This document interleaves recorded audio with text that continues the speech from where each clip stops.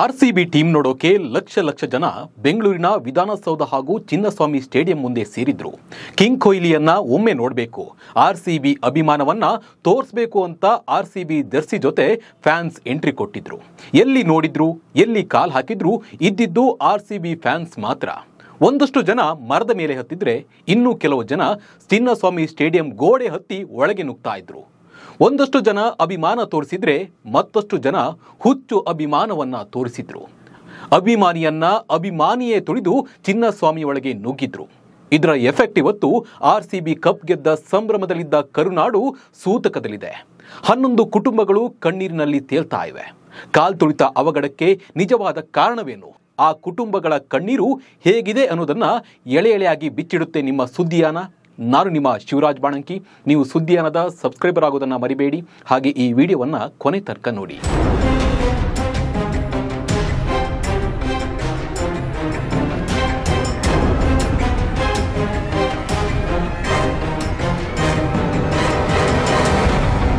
ದಿನ ಕೆಲಸ ಮಾಡೋದು ಇದ್ದಿದ್ದೇ ಗುರುವೆ.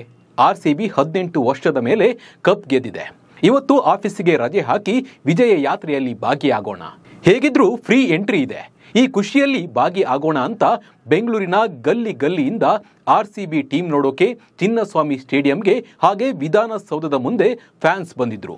ರಸ್ತೆಯಲ್ಲಿ ಕಾಲಿಡೋಕೆ ಜಾಗ ಕೂಡ ಇರಲಿಲ್ಲ. ಕಾಲಿಡೋಕೆ ಬಿಡಿ, ಉಸಿರಾಡೋಕ್ಕೂ ಕೂಡ ಗಾಳಿ ಇರಲಿಲ್ಲ. ಅಷ್ಟರ ಮಟ್ಟಿಗೆ ಫ್ಯಾನ್ಸ್ ಮುತ್ತಿಕೊಂಡಿದ್ರು. ಆರ್ಸಿಬಿ ಆರ್ಸಿಬಿ ಅಂತ ಜೈಕಾರದ ಜೊತೆ ಚಿನ್ನಸ್ವಾಮಿ ಸ್ಟೇಡಿಯಂ ಸುತ್ತ ಫ್ಯಾನ್ಸ್ ಮುತ್ತಿಗೆ ಹಾಕಿದ್ರು.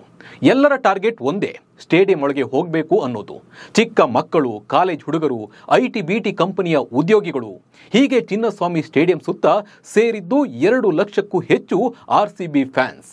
ಕೇವಲ 38,000 ಜನಕ್ಕೆ ಎಂಟ್ರಿ ಇರೋ ಸ್ಟೇಡಿಯಂಗೆ ಲಕ್ಷಕ್ಕೂ ಹೆಚ್ಚು ಜನ ಹೋಗೋಕೆ ಆಗುತ್ತಾ? ಆಗಲ್ಲ. ಆದರೆ ಫ್ಯಾನ್ಸ್ಗೆ ನಾನು ಹೋಗಬೇಕು, ಹೇಗಾದ್ರೂ ಮಾಡಿ ನುಗ್ಗಿ ಒಳಗೆ ಹೋಗಬೇಕು ಅಂತ ಹೋದ್ರು. ಎಲ್ಲ ಗೇಟ್ನಲ್ಲೂ ಫ್ಯಾನ್ಸ್ ಮುತ್ತಿಕೊಂಡಿದ್ರು. ಪಾಪ ಪೊಲೀಸರಿಗೆ ಏನ್ ಆಗ್ತಿದೆ ಅಂತ ಕೂಡ ಗೊತ್ತಾಗಿಲ್ಲ. ಗೇಟ್ ಓಪನ್ ಮಾಡ್ತಾ ಇದ್ದಂತೆ ನುಗ್ಗೋಕೆ ಶುರು ಮಾಡಿದ್ರು. ಹೇಗನ್ನೋದನ್ನ ಈ ವಿಡಿಯೋ ಮೂಲಕ ನೋಡಿ.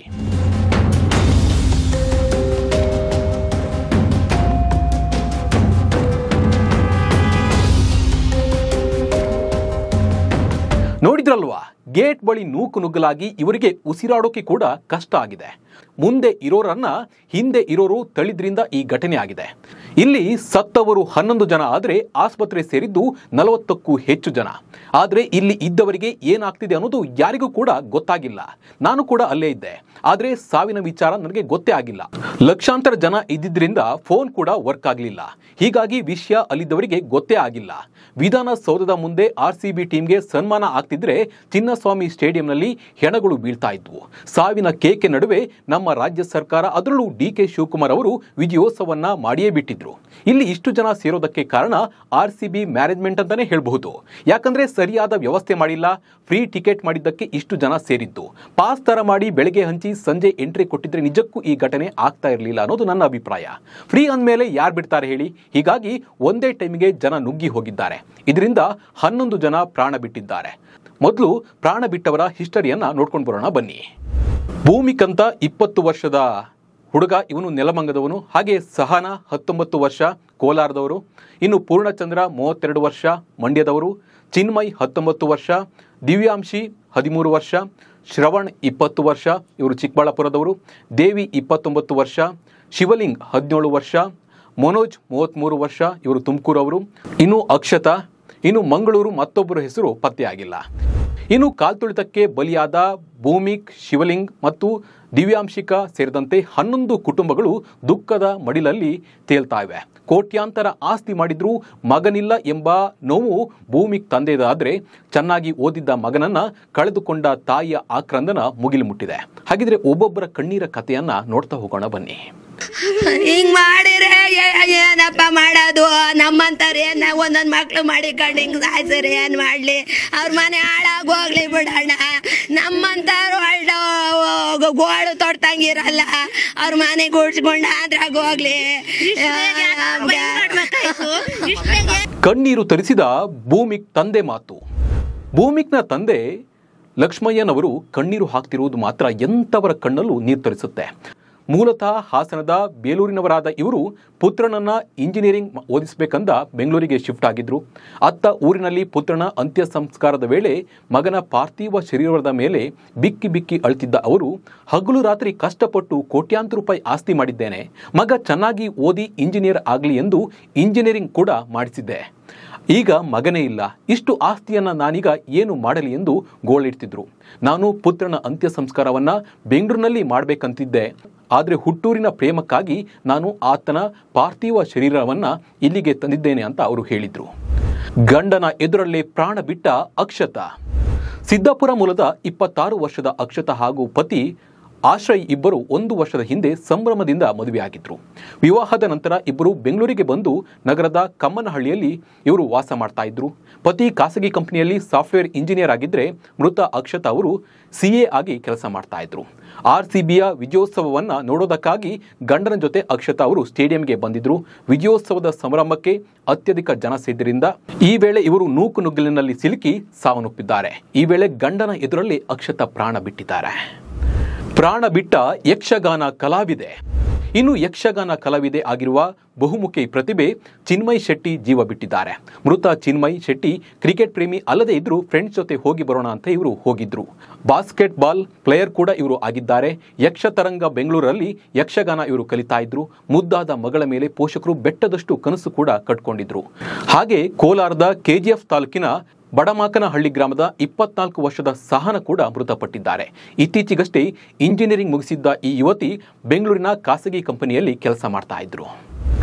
SSLC ಪಾಸ್ ಆಗಿದ್ದ ಶಿವಲಿಂಗ್. ಇನ್ನು ಮೃತ ಶಿವಲಿಂಗ್ಗೆ 17 ವರ್ಷ. ಈತ ಯಾದಗಿರಿ ಮೂಲದವನು. ಈತನ ತಂದೆ ತಾಯಿ ಬೆಂಗಳೂರಿನಲ್ಲಿ ಗಾರೆ ಕೆಲಸ ಮಾಡ್ಕೊಂಡಿದ್ರು. ಮೂಲತಃ ಯಾದಗಿರಿಯವರಾದರೂ ಅಷ್ಟು ದೂರದಿಂದ ಹೆಚ್ಚಿನ ದುಡಿಮೆಗಾಗಿ ಬೆಂಗಳೂರಲ್ಲಿ ಬಂದು ಗಾರೆ ಕೆಲಸ ಮಾಡ್ಕೊಂಡಿದ್ರು. ಮಗನನ್ನ ಚೆನ್ನಾಗಿ ಓದಿಸ್ತಾ ಇದ್ರು. ಹೊನ್ನೂರಿನ ಸರ್ಕಾರಿ ಪ್ರೌಢಶಾಲೆಯಲ್ಲಿ ಓದ್ತಾ ಇದ್ದ ಶಿವಲಿಂಗ್ SSLC ಪಾಸ್ ಆಗಿದ್ದ. PUCಗೆ ಬೇರೆ ಕಾಲೇಜು ಸೇರಲು ಸಿದ್ಧನಾಗಿದ್ದ. ಇವರು ಜೂನ್ 3ರಂದು ಬೆಳಗ್ಗೆ ಈತ ಶಾಲೆಗೆ ಹೋಗಿ ಶಾಲೆಯಲ್ಲಿ TC ಪಡೆದು ಬರೋದಾಗಿ ಹೇಳಿದ್ದ. ಆತ ನೇರವಾಗಿ ಸ್ನೇಹಿತರ ಜೊತೆ ಚಿನ್ನಸ್ವಾಮಿ ಕ್ರೀಡಾಂಗಣಕ್ಕೆ ಹೋಗಿದ್ದ. ಆದರೆ ಅಲ್ಲಿಯೇ ಆತ ವಿಧಿವಶವಾಗಿದ್ದಾನೆ. ಮಗಳು ಹೋಗಬಾರದಿತ್ತು, ದಿವ್ಯಾಂಶಿಕ ತಾಯಿ ಅಳಲು. ಕನಕಶ್ರೀ ಲೇಔಟ್ನಲ್ಲಿ ವಾಸವಿದ್ದ 9ನೇ ತರಗತಿ ವಿದ್ಯಾರ್ಥಿನಿ ದಿವ್ಯಾಂಶಿಕ ಮೃತಪಟ್ಟಿದ್ದು. ತಾಯಿ ಅಶ್ವಿನಿ ಮತ್ತು ಚಿಕ್ಕಮ್ಮ ರಚನಾ ಜೊತೆಗೆ ಇವರು ಕ್ರೀಡಾಂಗಣಕ್ಕೆ ಬಂದಿದ್ರು. ಆದರೆ ಅಲ್ಲಿ ನಡೆದ ಕಾಲ್ತುಳಿತಕ್ಕೆ ಸಿಲುಕಿ ಆಕೆ ಮೃತಪಟ್ಟಿದ್ದಾಳೆ. ಆಕೆಯ ಮನೆಯಲ್ಲಿ ಶೋಕ ಮಡುಗಟ್ಟಿದೆ. ಏನೋ ನೋಡಲು ಹೋಗಿ ಏನೋ ಆಯ್ತು ಎಂಬ ಅಳಲು ಅವರ ತಾಯಿ ಹಾಗೂ ಚಿಕ್ಕಮ್ಮನನ್ನ ಕಾಡ್ತಾ ಇದೆ. ಹೀಗೆ 11 ಕುಟುಂಬದ್ದು ಒಂದೊಂದು ಕಥೆಯಾಗಿದೆ. 11 ಜನರ ಸಾವಿಗೆ ಹೊಣೆ ಯಾರು? ಜನಸಂದಣಿಯ ನಿರ್ವಹಣೆ ಸರಿಯಾಗಿರಲಿಲ್ಲ. ಕ್ರೀಡಾಂಗಣದ ಒಳಗೆ ಕಾವಲುಗಾರರು ಮತ್ತು ಹೊರಗೆ ಪೊಲೀಸ್ ಸಿಬ್ಬಂದಿ ಇದ್ರು. ಕಾವಲುಗಾರರು ಜನರನ್ನ ಒಳಗೆ ಬಿಡ್ತಿರ್ಲಿಲ್ಲ. ಜನಸಂದಣಿಯನ್ನ ನಿರ್ವಹಿಸಲು ಸ್ಥಳದಲ್ಲಿ ಸಾಕಷ್ಟು ಪೊಲೀಸರು ಕೂಡ ಇರಲಿಲ್ಲ. ಜನರ ಚಲನವಲನವನ್ನ ಅಳಿಯಲು ಯಾವುದೇ ದೊಡ್ಡ ಪರದೆಗಳನ್ನು ಕೂಡ ಹಾಕಿರಲಿಲ್ಲ. ಕ್ರಿಕೆಟ್ ಪಂದ್ಯಕ್ಕಿಂತ ಈ ಕಾರ್ಯಕ್ರಮ ಸ್ವಲ್ಪ ಭಿನ್ನವಾಗಿತ್ತು. ಜೊತೆಗೆ ಎಲ್ಲರಿಗೂ ಉಚಿತವಾಗಿತ್ತು. ಕ್ಷಣಾರ್ಧದಲ್ಲಿ ಎಲ್ಲವೂ ನಿಯಂತ್ರಣ ತಪ್ಪಿ ಈ ಒಂದು ಘಟನೆ ಸಂಭವಿಸಿದೆ. ಉಚಿತ ಪಾಸ್ಗಳ ಕುರಿತು ಸೋಷಿಯಲ್ ಮೀಡಿಯಾದಲ್ಲಿ ಸಾಕಷ್ಟು ಪೋಸ್ಟ್ಗಳು ವೈರಲ್ ಆದ ನಂತರ ಲಕ್ಷಾಂತರ ಜನರು ಇಲ್ಲಿ ಸ್ಟೇಡಿಯಂ ಹತ್ರ ಬಂದರು. ನೀವು ಈ ದೃಶ್ಯವನ್ನು ನೋಡಿ ಎಷ್ಟು ಜನ ಸೇರಿದ್ರು ಅಂತ ಗೊತ್ತಾಗುತ್ತೆ. ಹೇಗೆ ಸ್ಟೇಡಿಯಂ ಗೋಡೆ ಹತ್ತುತ್ತಿದ್ದಾರೆ ನೋಡಿ. ಒಬ್ಬರ ಮೇಲೆ ಒಬ್ಬರು ಹತ್ತಿ ಹೋಗ್ತಾ ಇದ್ದಾರೆ. ನಂತರ ಮರಗಳ ಮೇಲೂ ಯಾವುದೇ ಸೇಫ್ಟಿ ಕೂಡ ಇಲ್ಲ. ಒಂದು ವೇಳೆ ಮರ ಹತ್ತಿದಾಗ ಆ ರಂಬೆ ಮುರಿದು ಕೆಳಗೆ ಬಿದ್ದರೆ ತಮ್ಮ ಜೊತೆಗೆ ಕೆಳಗಿದ್ದವರ ಪ್ರಾಣ ಕೂಡ ಹೋಗುತ್ತೆ ಅನ್ನೋ ಕನಿಷ್ಠ ಪರಿಜ್ಞಾನ ಕೂಡ ಅಲ್ಲಿದ್ದವರಿಗೆ ಇಲ್ಲ. ಇದು ಒಂಥರ ಹುಚ್ಚು ಅಭಿಮಾನ ಅಂತಾನೆ ಹೇಳ್ಬಹುದು. ನನಗೂ ಉಸಿರಾಡಲು ಕಷ್ಟ ಆಯಿತು ಎಂದ ಚಂದನ್ ಶೆಟ್ಟಿ. ಇನ್ನು ಚಿನ್ನಸ್ವಾಮಿ ಸ್ಟೇಡಿಯಂನಲ್ಲಿ ನಡೆದ ಘಟನೆಯನ್ನ ನಾನು ಕಣ್ಣಾರೆ ನೋಡಿದೆ ಎಂದು ರ್ಯಾಪರ್ ಚಂದನ್ ಶೆಟ್ಟಿ ಹೇಳಿದ್ದಾರೆ. ಗೇಟ್ ನಂಬರ್ 3ರಲ್ಲಿ ಹೋಗಲು ನನಗೆ ಪಾಸ್ ಸಿಕ್ಕಿತ್ತು. ಗೇಟ್ ನಂಬರ್ 3ಕ್ಕೆ ತಲುಪಲು ಆಗಲೇ ಇಲ್ಲ. ಅಷ್ಟು ಜನ ಸೇರಿದ್ರು. ಗೇಟ್ ನಂಬರ್ 10ಕ್ಕೆ ಹೋದೆ, ಅಲ್ಲೂ ತುಂಬ ಜನ ಸೇರಿದ್ರು. ಜನರ ಮಧ್ಯೆ ಸಿಲುಕಿ ನನಗೆ ಉಸಿರಾಡಲು ಕಷ್ಟ ಆಯಿತು ಅಂತ ಅವರು ಹೇಳ್ಕೊಂಡಿದ್ದಾರೆ. ಸ್ವಯಂ ಪ್ರೇರಿತ ಕೇಸ್ ದಾಖಲಿಸಿಕೊಂಡ ಕರ್ನಾಟಕ ಉಚ್ಚ ನ್ಯಾಯಾಲಯ. ಈ ನಡುವೆ ಕರ್ನಾಟಕ ಉಚ್ಚ ನ್ಯಾಯಾಲಯ ಚಿನ್ನಸ್ವಾಮಿ ಕಾಲ್ತುಳಿತಕ್ಕೆ ಸಂಬಂಧಿಸಿದಂತೆ ಸ್ವಯಂ ಪ್ರೇರಿತ ಕೇಸ್ ದಾಖಲಿಸಿಕೊಂಡಿದೆ. ಭದ್ರತಾ ವ್ಯವಸ್ಥೆಗೆ ಸಂಬಂಧಿಸಿದಂತೆ ತುರ್ತಾಗಿ ವರದಿಯನ್ನ ನೀಡುವಂತೆ ರಾಜ್ಯ ಸರ್ಕಾರಕ್ಕೆ ಸೂಚಿಸಿದೆ. ಒಟ್ನಲ್ಲಿ ಅಭಿಮಾನ ಇರಬೇಕು ನಿಜ, ಆದರೆ ಹುಚ್ಚು ಅಭಿಮಾನ ಇರಬಾರ್ದು. ನೀವು ಯಾರಿಗಾಗಿ ಪ್ರಾಣ ಬಿಟ್ರಿ? ಅವರು ನೀವು ಪ್ರಾಣ ಬಿಟ್ಟಾಗ ನಿಮ್ಮನ್ನು ನೋಡಲು ಬರಲಿಲ್ಲ, ಬರೋ ಸಾಯ್ಲಿ, ಒಂದು ಸಂತಾಪ ಕೂಡ ಸೂಚಿಸಿಲ್ಲ. ಇದು ಒಂದು ಕಹಿ ಘಟನೆ ಅಂತ 4 ದಿನ ನಿಮ್ಮನ್ನ ಮರೆತು ಬಿಡ್ತಾರೆ. ಆದ್ರೆ ನಿಮ್ಮ ತಂದೆ ತಾಯಿಗೆ ಈ ನೋವು ಸಾಯೋ ತನಕ ಇರುತ್ತೆ.